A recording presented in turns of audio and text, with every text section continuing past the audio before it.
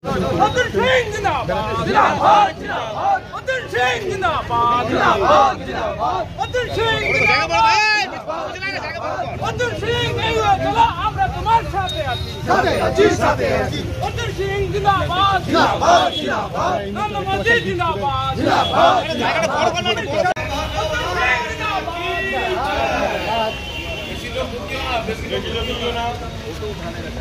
I'll pull up with me.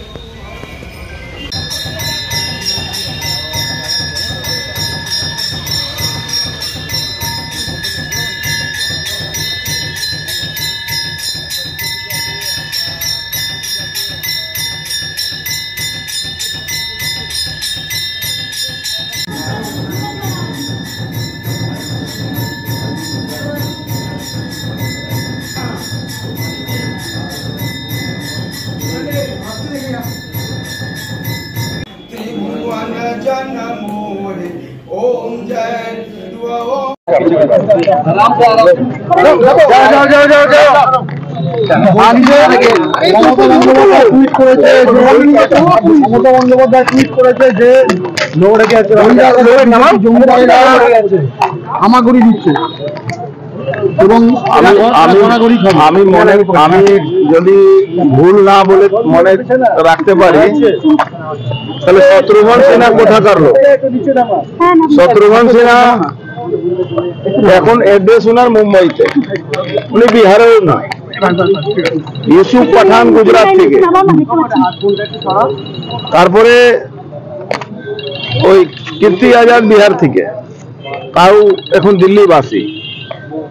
তো ওরা বহিরাগত হলো না, আর ভারতবর্ষের প্রধানমন্ত্রী বহিরাগত হয়ে গেলেন।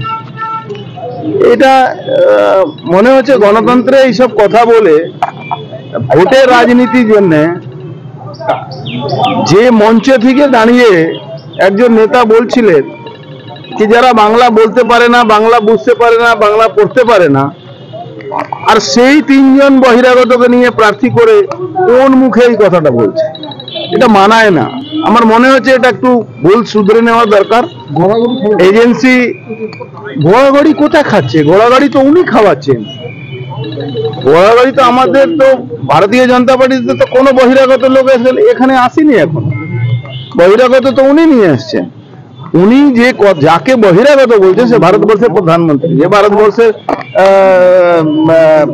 হোম মিনিস্টার, তাকে উনি বহিরাগত বলছেন। আমার মনে হচ্ছে একটু ভুল শুধরে নিলে মানুষ হয়তো কিছু হইলেও কিছু বিশ্বাস করবে। এমনি বিশ্বাস করছে না তৃণমূল কংগ্রেসের উপরে, কিন্তু যদি ওটা ভুল শুধরে ক্ষমা চেয়ে নিন তাহলে হয়তো কিছু বিশ্বাস করবে।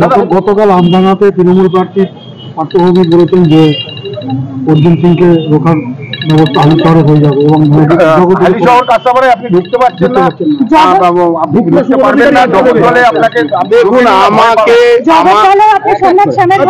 আচ্ছা, হাওয়াকে আর বাতাসকে, আগুনকে কেউ আটকাতে পারেছে আজ পর্যন্ত? অর্জুন সিং হাওয়া, হাওয়া যেরকম সব জায়গায় দরকার আছে, অর্জুন সিং এর সব জায়গায় দরকার আছে। আপনি থাকলো কে আমাকে আটকাবে, কে আটকাবে না? আমি তো কোনোদিন ফোন বন্ধ করে পালিয়ে যাই না। ইতিহাস আছে লোক ফোন বন্ধ করে পালিয়ে যাচ্ছে। শুনে নিন, যখন একটা প্রশ্ন করছেন তাহলে উত্তর শুনে নিন। তারপরে বলা হয় 19-এর গল্প, 21-এর গল্প কেউ বলে না। 19-এর এই গল্পটা হয়েছিল, উনি বলছেন কি শান্তি, উনি নাকি নাটক করে, উনি নাকি বুদ্ধিজীবী। তাহলে এই বুদ্ধিজীবীর মুখে এই কথাটা মানায়? আমি তো এটা যে উনি বলছেন সেটা তো মনে হচ্ছে একটু চিন্তা ভাবনা করে বললে ভালো হবে। এবার বলুন দাদা, বিধানসভার বিধায়ক তিনি বলেছেন, পার্থভূমি বলেছেন যে আপনি দেখলে ওনাকে পালিয়ে যান, ভয় পালিয়ে যান।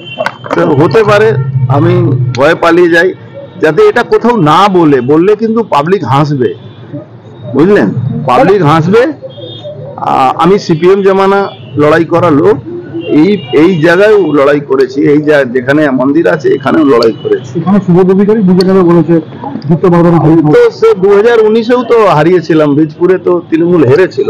নৈহাটিতে হেরেছিল। কোথায় কে আমাকে বুঝিয়ে নেবে? 2019 আর 2024 অনেক ফারাক। হ্যাঁ নিশ্চয়ই ফারাক। 2019-এ 19,000-এ জিতেছিলাম, এবার 1 লাখ ভোটে বেশি জিতবো।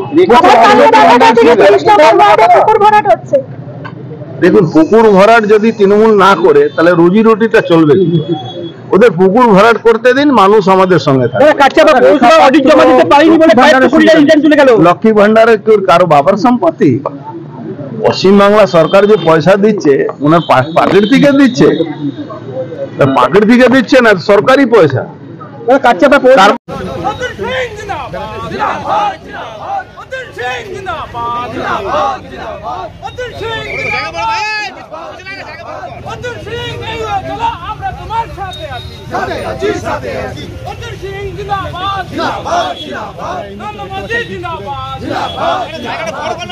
দাবি ত্যাগ এই চ্যানেল কোনো প্রচার করে না, হিংসাত্মক, ক্ষতিকারক বা অবৈধ কার্যকলাপ এই চ্যানেল দ্বারা প্রদত্ত সমস্ত বিষয়বস্তু শুধুমাত্র একটি শিক্ষামূলক উদ্দেশ্যের জন্য। ধন্যবাদ। শুভেচ্ছা টিম আমার বাংলা নিউজ।